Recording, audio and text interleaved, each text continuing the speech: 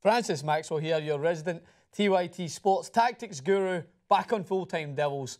Huge game this weekend against Everton in the FA Cup. Now, Everton, yes, they're suffering with confidence, and it would be smart to go in and attack them and go right for the jugular. But would it be smart to take them lightly? No, that would be a huge mistake, like asking Darmian for tips on facial hair. Just do not do it. So let's focus on the tactical side of this game. So let's talk some tactics. So this is a lineup. One change from the team that played against Crystal Palace, and that is bringing back in the machine that is Fosu-Mensah. I think he is just eagerly anticipating an FA Cup clash. The guy puts in some crunching tackles. There's nothing like a cup tie to up that. So Fosu-Mensah at right back. Small and Blend and Darmian, like Darmian on the left side, and a lot of you guys, when I was talking to you and I took over the Full-Time Devils Twitter, were agreeing that he looks a lot better on the left, a lot more comfortable, and was doing well supporting the attack. So I was glad to see him back in form.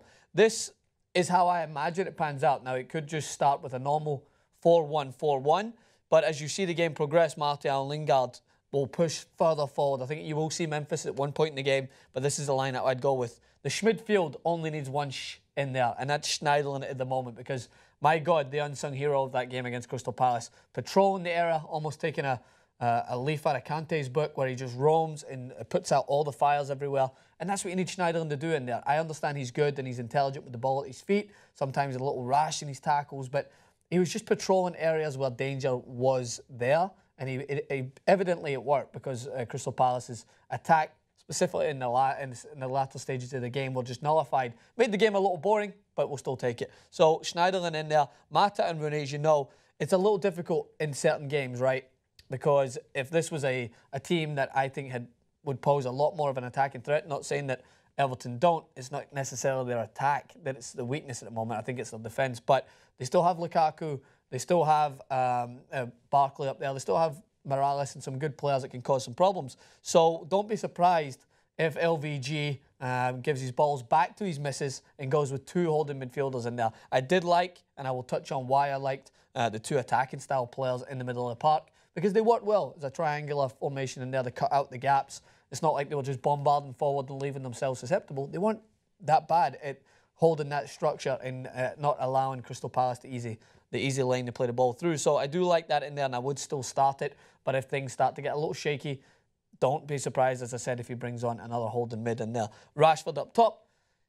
I don't even need to give any more excuses. The lad is playing out of his skin, and I just hope that it long may continue, specifically in the FA Cup. So the first thing I want to talk about is that 4-1-4-1 and what I've seen from Manchester United. Kid you not, at one point in the game, this is a direct replica of what happened against Palace. Numbers aren't accurate, but you guys will live. So at one point, Manchester United, I kid you not, this is what the box looked like. They had 5, yes, count them, 1, 2, 3, 4, 5 players inside an opposition half. I could not believe it. I could not believe it. 5 players in the opposition's box even, not just half. And that just showed a little bit of fearlessness, a little bit of hope, a little bit of the old Manchester United. Well, you know what?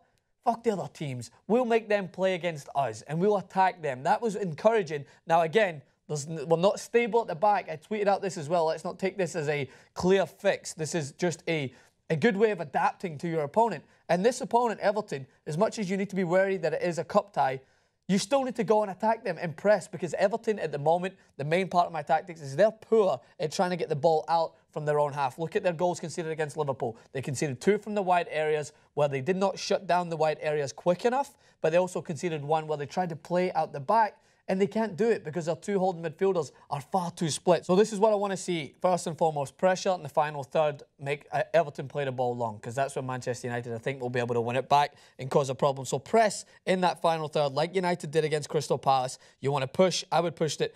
Martial right onto the right back. I would push Lingard right onto the left back. I'd have Rashford do what he does best in patrol. And what you see with Everton is their 2 holding midfielders, they split. For some reason, I don't know. They're not very concise in there, and they cause a problem, because if they were to be a little bit more concise and just stay a little bit more compact in the middle, you could find this outlet to Morales out here. But what Everton do is kind of they cause their own problems. And you'll see McCarthy or Barry try to take the ball into this area, and that just allows for Manchester United, it will be a beneficial factor in this game, because they'll be able to push higher up the park and they'll be able to cut out these alleys in here, because Schneiderlin will just eat this up. He'll just be able to control this area, patrol in case the ball tries to slip through, and in doing so, Manchester United will turn the ball over. But it's what they do with those turnovers. Manchester United were not, I would say, ruthless enough. Everyone agreed in the final third against Palace. Manchester United, when they get the option, have to take more shots. Look how many shots Liverpool had against Everton from outside the box. They didn't wait for that final pass and allow Everton to get back into their own box. They just shot. They seen an advantage,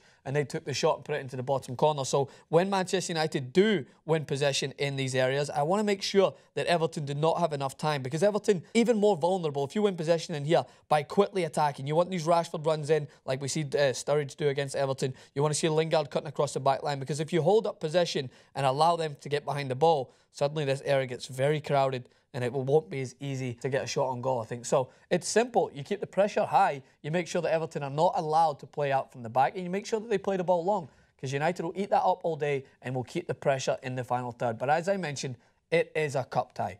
Everton will be up for this. Their season is nothing anymore. They don't have anything else to fight for other than the FA Cup. They're struggling in the league, but let's not take that lightly. Let's get the job done. Make sure to hit me up on Twitter. I'll be tweeting throughout the game. Maybe a little full-time Devils takeover is on the horizon soon. At Francis_Maxwell, at TYT Sports. Pleasure. Right, this is really, really exciting. Squawka Dave and I are stood outside Wembley Stadium, and I'll tell you why we're here. It's to do our FA Cup semi-final preview. We're playing Everton. The boys will be playing here, but this is no good, is it? Because we're stood outside. They're not going to be outside. Should we go inside, Dave? Yeah, let's do it. Let's do it. All right, bear with us.